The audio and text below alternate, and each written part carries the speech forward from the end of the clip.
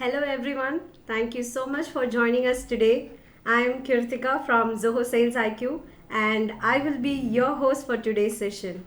So, before we begin, I want to inform you all that we will be having an open mic at the end of the session. So, feel free to ask your questions to Yaag, or you can also post them in the Q&A chat window and we will address them at the last. And we will also be sharing the recording of this session with all of you within a week's time. So, without further ado, let's dive in. For this episode, let's welcome Yaagneshwaran Ganesh, popularly known as Yaag, co founder of SaaS Sprints. Most of us here would know him in one or all of the roles he dons: an award winning marketer, author, podcaster, TEDx speaker, and most importantly, recognized by the World Marketing Congress as one of the marketing mavericks in association with the World Federation of Marketing Professionals. So, we couldn't think of anyone else but Yaag to give startups some tips for building their marketing strategy from day one. So, hello Yaag, it's great to have you here today. How are you doing? I'm doing fantastic. Thanks for having me, Kritika. I'm excited for this. Yeah, me too. So let's get some introductions done before we get into the specifics. So, yeah, please to give us a little background about your focus right now and a little more about your interest in marketing. Yeah, absolutely. So I started in sales originally in my career about 15 years back. And after the first 2 years of my career, pivoted into the world of marketing. I was always smitten by content. So that's one area that I absolutely love. But all my life, I've been working with startups more or less. And probably one of the early birds when it comes to working from home, started working from home from early 2016s. And it's been an exciting journey so far. Yeah, that's nice. So, you have recently started up your own company. Can I say that? No, Yeah. absolutely. Yeah. Absolutely.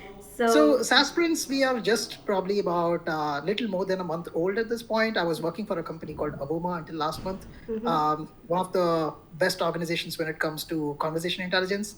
And from there, after having worked in the world of content marketing for about last 10 years or so, we thought, hey, let's make a difference to a lot of SaaS companies at a time. And the whole idea of SaaS Sprints was born out of one or two experiments or the other continuously. And when we look at it right now, we decided that, hey, let's make an impact sprint wise. Typically in SaaS companies, we connect every 15 days to see how things have progressed. And that's why we even named SaaS Sprints, because we wanted to be accountable for the outcomes and not just giving outputs. nice. So, owning a startup yourself, so what do you think are the major marketing challenges startups face today, and how do they deal with this? Yeah, so when it comes to starting up, one of the first problems is trying and understanding what is your real market. Until something really works, until you get a specific sample size and what is sticking, it's just throwing spaghetti on the wall and seeing that which one is being picked up. So that's how every company starts. And over a period, let's say if you're a typical SaaS product, then it's about finding your market product fit. I don't say product market fit because it's the market where you have to find if that is a fit or not first, and see who are your ideal customers and who is willing to pay. At the end of the day, people typically call it MVP, the minimum viable product, but I would like to call it BVP, the billable viable product, because it's about getting paid. And if about people's looking at it and saying that, hey, this is something that I would consider worthy of paying. So that's where you get started, and that would probably take for certain companies it might take a few months. Certain companies it might take a year. It depends on whether you're bootstrapping. It depends whether you're funded. A lot of things behind that. Yeah, I think I completely agree to that. So, what about the marketing challenges as a whole that startups face? But as a head of marketing, the scenes would be completely different, right? So there would also be expectations from the leadership team. So what challenges will a marketing head typically face, and how do they tackle that? No, it's a funny question because I've been in that place several times in my life. Yeah. And it's funny because marketing is one such function that everybody in every function and their dogs have an opinion on how marketing should work. That's so true. So the thing is, what is an outcome there? For instance, in some of the startups where I've worked, when I've asked CEOs as to, hey, what are we trying to accomplish in this quarter? What is one core metric that I need to focus? There are very few CEOs who come up and say, let's do good marketing. Otherwise, if you're talking about a lead gen, or if you're talking about something very specific, you're just skewing your way out. You don't even know what is going to work. Yeah. So I would say the challenge is to convince the management team initially to be experimental and put everything out there and have a conviction to start with. The thing is, you need to have a specific point of view that you take to the market and that you express in different formats. Will it be content, if it's the presence that you build on LinkedIn, or the kind of demand that you generate? Everything starts with a specific conviction as to how you're approaching certain things, and that belief system is what is going to show who you are. If you're going to be one of the same products that's already out there, and if you are offering it at, like, say, 20% cost of somebody else, you are just a cheaper product. But you want to make sure that what is your unique voice and build that, and convincing your management initially to take a bet on something like that is really, really a challenge. Yeah. People want to be safe. Correct. Yeah. Leadership wants to be safe, right? So as you were talking about the challenges and the tackling part. So I'm a little curious, and I have two questions to ask you here. So one, what are the common mistakes startups generally make, and two, what are the temptations that startups should not give in to easily? Yeah, so mistakes, there are too many. If I knew all the exact mistakes, it would have been nice. But what I would typically say is, be very, very open. Don't get into a closed mindset that this is exactly my competitor, this is exactly my customer. Because many a times you start somewhere, and 6 months down the line, you realize that I was actually marketing to a wrong customer. So just don't hold on to something. Yes, it's great to have a belief system, as I said before, but the reality is also be open for feedback from the company. If you're not, and this is exactly the challenge that comes when a marketing leader is working with a CEO, because you need to take data to the table. Otherwise, what's going to happen is, if you're resting on philosophies and opinions, ultimately you're always going to concede to the opinions of the senior leader, the person who has the highest decision authority. But is that person? Yes, they might be the best person when it comes to having the domain understanding and market understanding, all of that. But are we marketing to the right customer? That is where everything starts. And what was your second question? Sorry. So what are the temptations that startups should not give in to easily? Oh, yeah. This is one of my favorites. Typically, when it comes to a startup, one of the things that I've seen again and again is that founders do meet amongst themselves every now and then. And it's always funny that you have a conversation with somebody and you feel that, oh, they are doing this, we should also do this. But why? Or they're producing 25 pieces of content in a month. And today we are in the world of ChatGPT. We should also do that. But why? Do we have a content strategy? Do we have an approach? Why we do certain things? So having that clarity is where you will be saved from going into tens of temptations that you see somebody doing well in certain areas. Two companies that are in the same domain, still, you can have very different strategies. There is a SEMrush, and then there is an Ahrefs.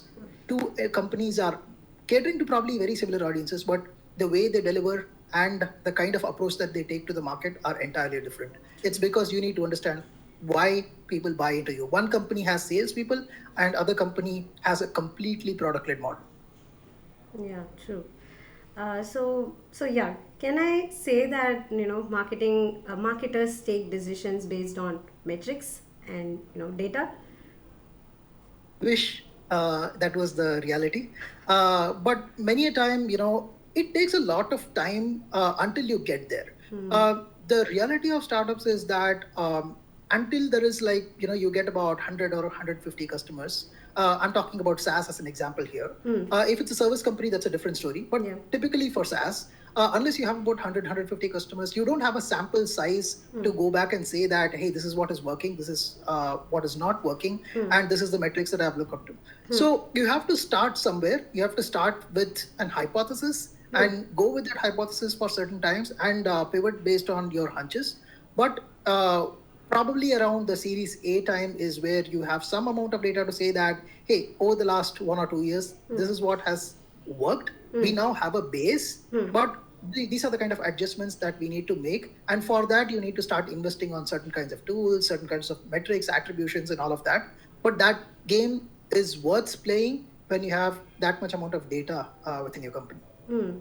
So, like for any marketing activity, like there are at least dozen metrics that we measure. So, how do we pick the critical ones? Like in other words, what metrics should marketers be obsessed over, and what metrics can we go easy on? Right. So when it comes to things, metrics are highly dependent on what you want to achieve. So as I said in the initial stages, if you're looking at it, the first point is, are we attracting even the right set of people into the website? Say for example, if you're taking CRO as an example, somebody would say that, hey, the conversion of my website is 1.5% or 2%. But the problem when you look at something like that is that, hey, you're looking at the entire month's traffic versus how many people signed up for your product or how many people booked a demo. But the issue is you have to go a level deeper there, and you have to pick a metric based on understanding what are the different channels that you're bet on. So instead of having your overall CAC, you have to look at channel-wise CAC and say that, hey, LinkedIn is bringing me this, Log is bringing me this, my paid ads is bringing me this. So I would say pick your metrics based on what you're investing. I would say pick one channel to start with and become a master of it, and start measuring if that specific channel is bringing something or not. And if it's not, then identify what are the other channels that you can bet a little bit on. Sometimes, typically what happens is as company grows, you move your investments from one channel to other. Say if one particular channel is not working, if I was doing a lot of webinars, if I was betting on YouTube and that was not working for me, from there I'll probably move the investments to podcast advertisement and see if that's working for me. So go by channel. Maybe at least I would say start with 2 channels at a time, to be more specific, so that you can have 2 things to measure and see if this is working or this is working. And then experiment with moving budgets to different channels and see how it matters. Okay, made a note of that. So I'm going to make sure I add this to my checklist for all my future marketing plans. So, and these days, like you mentioned, I don't think any talk or session ends without discussing this AI hype. So trends are something like vital metric, if I can say that, for marketers, because it's very important for us to know what's happening in the market to remain in the competition. But easier said than done. So how do we stay ahead of the curve and remain relevant? Right. So trends is something that is always going to come and go. So I would say instead of looking at it, I'll flip that question a little bit. I would say that instead of staying ahead of it, it's most important. Again, this is something that everybody here knows. Marketing is that the fundamentals is never going to change. You have to be there where your customers are. For example, right now, everybody is talking about ChatGPT, Right. and it's a wave. But the point is it helping your organization? Is it helping what you want to do? And if it's the case, how are you leveraging it? So that's where the difference is. It's not about jumping into something that's shiny today and saying that, hey, let's also be one amongst the people that do that. But it's about using it in the way that best works for you. For example, 2 years ago, Clubhouse was a rage. Right. Everybody was getting into Clubhouse. Yeah. But to do what? You couldn't even get data outside of that and use it for your marketing. It was nice to have, say, 50 people or 100 people in your room. But after that, what? How is that going to translate into a business result? Right. So that's where the magic is. You need to see how can I build this back to from a business standpoint, and how is it going to make work, and how is this going to contribute to my goal? How is it going to help my customers? So if you ask those fundamental questions, you will always end up finding some way or the other. Let me give you a simple example. Typically what happens is you go into an organization, you think that, okay, I have this kind of a database. as a startup, and you would say, hey, let me blast out an email, let me run ads, or let me run a newsletter for all of these things. But typically, the mindset that I would recommend everybody to approach is that when you're starting out, don't burn bridges, right? So start with relationships that you already have and expand one by one, and do things that don't scale initially. That's the key mantra for startups, at least in the early stages, because you cannot afford to have so many people unsubscribing, so many people losing trust on you. So I would say look at those things before jumping the gun and saying that, hey, this is trendy, let's hop onto it, and let's immediately adopt this. Right. So I think that was a very valid point that most of us would agree on. So I guess we have discussed some great pointers here that would benefit a lot of marketers. So when it comes to marketing, practical references always serve a notch higher than theoretical. So just to add to the practical bit, can you cite some examples of startups that are doing great marketing according to you? There are a lot of people that are doing great marketing. Today when you look at LinkedIn, one of the first companies that I really, really admire. Again, this is not necessarily a startup, but I'm a big fan of what Ahrefs does. Yeah. And then recently I came across a product called Sales.ai. And then I also came across a product called Summarize. It was a very interesting product. Probably, I think it is less than 6 months old. What Summarize does is, you just upload your latest podcast or a YouTube video, and it gives you carousels, LinkedIn content. It gives you like 10 different varieties of content that you can use for repurposing and distribution. So these are certain companies that are leveraging the GPT trend, but they are using it in the right way so that market can put it to use instantly, and they're also priced well. They are focused on the market well, and they are also positioning themselves correctly. Right. Nice. So, can we also hear from our audience about their personal favorites? So, do type them out in the chat window. So, I think personally for me, I really like SEMrush. Definitely not a startup to code, but yeah, I really like their way of doing marketing and also their content. So, can we see if we can get some interaction from the audience? Okay, so someone has commented lavender. Yeah, amazing product. Yesterday I was having a podcast recording with their marketing head. Oh, nice. Okay, so Sam Hakim has said for a startup in the tile business, wholesale. So okay, this Q&A I think we can address it at the last. Okay, so anyone else have personal favorites of any company or startups? We are getting a lot of questions.